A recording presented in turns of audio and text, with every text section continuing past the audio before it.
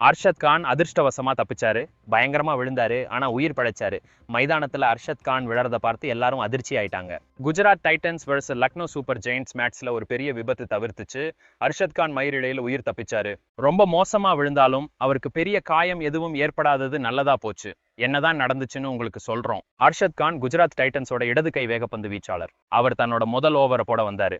இங்க பாருங்க, திடீர்னு சரியா இருக்காரு. ஆனா பந்து போட முன்னாடி போனதும் அவரோட பின் கால், ஒருவேளை நீங்க இடது கை பந்து வீச்சாளர்னா இடது கால் இங்க பார்க்கலாம், முன்னாடி கால் தரையில பட்டுச்சு.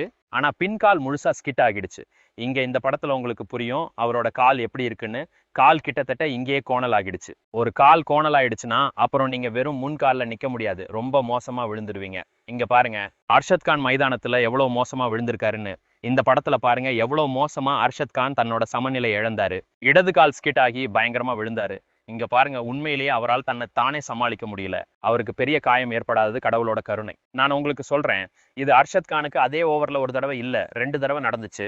ஏன் அவரை வெளியில கூட்டிட்டு போகலன்னு எனக்கு கொஞ்சம் ஆச்சரியமா இருக்கு. அவருக்கு அவ்வளவு காயம் ஏற்படுறத பார்த்திருந்தா ஏதோ பிரச்சனை இருந்துச்சு. ஏன் அவர் திரும்ப திரும்ப விழுந்தாருன்னு எனக்கு புரியல. இங்க பாருங்க, இங்க மைதானத்துல உண்மையிலேயே அவர் முழுசா படுத்து கிடந்தாரு.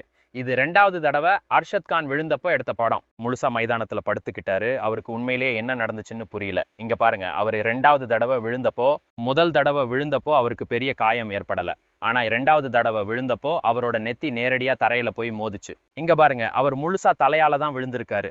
தலையில காயம் பட்டா பெரிய காயங்கள் ஏற்படும், கடுமையான காயங்கள் ஏற்படும்னு நம்ம பார்த்திருக்கோம். ஆனா அர்ஷத் கான் தைரியத்தை காட்டினாரு. அர்ஷத் கான் விடல. ஆனா ரொம்ப நேரம் அவர் 2வது தடவை விழுந்தப்ப எழ முடியல. மைதானத்துல படுத்து கிடந்தாரு, நிக்கிற நிலைமையில இல்ல.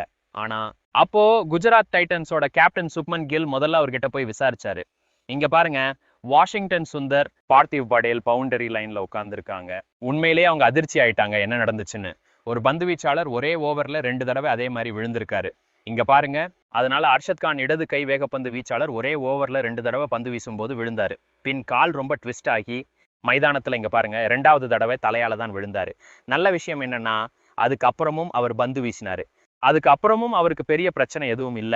ஆனா ஆமா, ஒரு ஓவர்ல 2 தடவை ஒரே ஸ்டைல்ல விழறதுக்கான காரணத்தை அர்ஷத் கான் எதிர்காலத்துல சரி செய்யணும். ஏன்னா இப்போ அவருக்கு பெரிய காயம் எதுவும் இல்ல.